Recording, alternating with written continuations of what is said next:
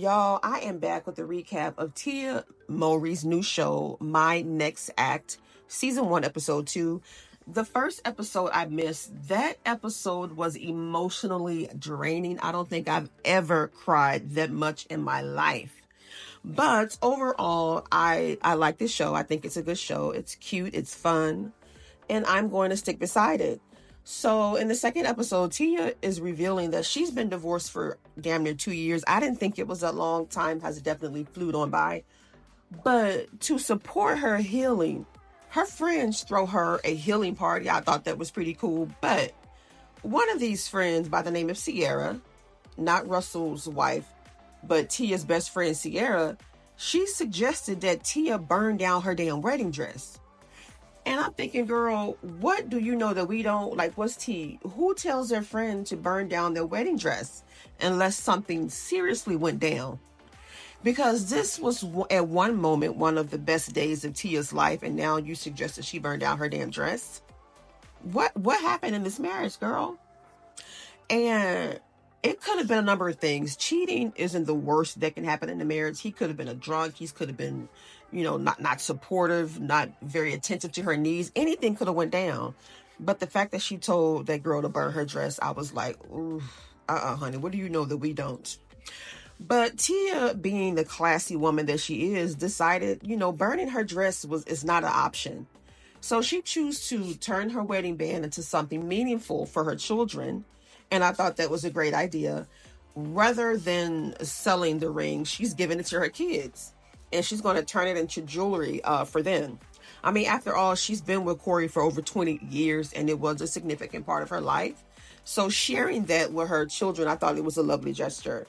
So Tia starts to get teary-eyed because the thought of her marriage being over is hard for her. So she goes to the jeweler so that he can work his magic. I think she wants to make a ring for her son and a bracelet for her daughter. So she tells the jeweler that she's divorced, and his response is congratulations. So her face lights up and she says thank you, as if she's saying finally someone gets it. She said people are so used to feeling bad about divorces, but sometimes they need to be celebrated. So Tia mentions that her first relationship started when she was 20 years old. She was allowed to date at 18.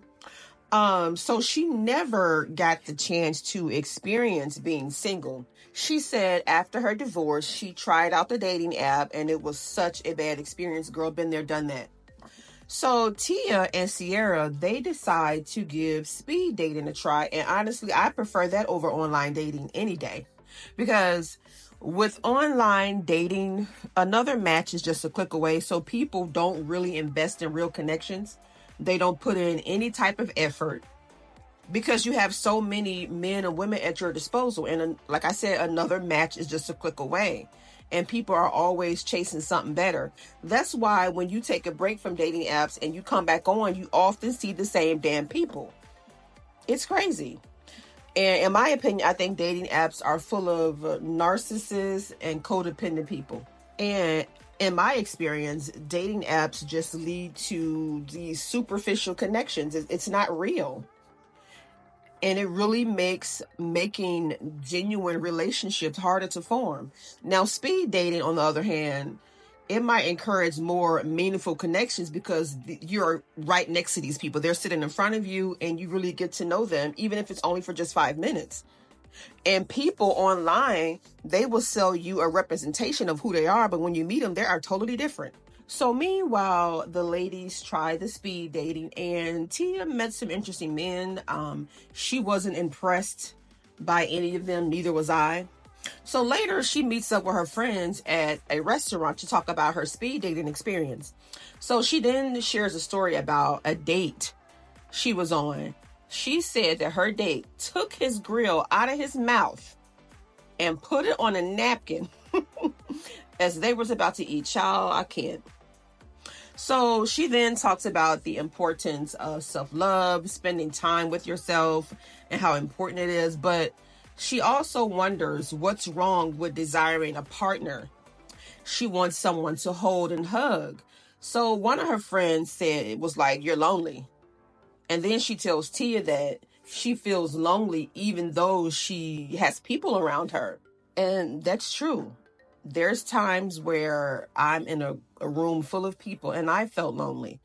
And you can also be lonely in a relationship, especially if there's no real connection and it lacks emotional depth, that's more than just surface level. But being in a relationship doesn't necessarily cure your loneliness either. So then, Tia finally admits that moments like that makes her feel like she made a mistake to divorce Corey. Now, I don't know if she meant she regrets her decision to divorce. I think like in those vulnerable moments when you are lonely, it's natural, to miss the comfort of having someone there.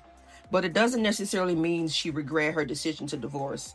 It just means she misses that closeness of being held and hugged. But her friend looked at her like, girl, you tripping. She said that Tia thought about divorce long and hard for years. And it wasn't just one argument and, okay, you're out.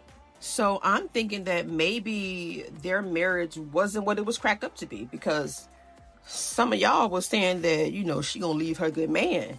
And maybe he wasn't a good man after all. Maybe he wasn't bad either. So Tia then says just because she is divorced doesn't mean the love still isn't there. She still holds Corey deep in her heart, but she understands that love alone ain't enough to sustain a marriage. And I agree. There are also other factors like compatibility, trust, respect, effort, just to name a few. But Tia said there was a time that she wanted love so badly that she would ignore who the person was just to allow anyone in. Been there, done that too. Crave love so intensely that you overlook red flags and you settle for less than you deserve because you're so thirsty for that love and you think you're missing out on. So one of the ladies, they take Tia's phone and they download the dating app that she deleted. And they decide they would be doing the vetting for her on the app. So during this pre-screening of dates by Tia's best friends, in my opinion, I don't think they pick the best of men for Tia. I think they chose men based on their interests alone and not really Tia's. So they asked one of the prospects, why did his last relationship end? This man came out of his mouth and said, she had an abortion. It's not funny, but he said, how you gonna kill the black baby but let your white babies live? Child, I couldn't. That's what he said out of his mouth. You can't make this up. So I'm guessing old girl was white and she liked that black cock, but she didn't want that black baby. I'm just saying. His words, not mine. Girl, So one of the other prospects, he's pissed because he was there to see Tia, but instead he got her crazy best friends. And he feels as though he was catfish. Some of the questions they were asking the prospects, I thought it was just unnecessary. Like it was really unnecessary. I get it. It's good for TV. It was a little funny. But like I said, one of the prospects, he was pissed because he said he's there to see Tia, but instead he got her crazy ass best friends. And he feel as though that he was catfished. So he said his time is precious and they wasted his time pretty much. So they go back and forth with the gentleman. He came off as a bit cocky and arrogant. So they sent him on his way. Okay. And then they wait for the next prospect to interrogate. And that's the end of the episode. But I'm looking at these friends side-eye because these prospects they had for Tia, I think it was more for their interest and not hers. I mean, did y'all watch the episode? I'm giving the friends a side-eye, not so much Sierra, but that other chick.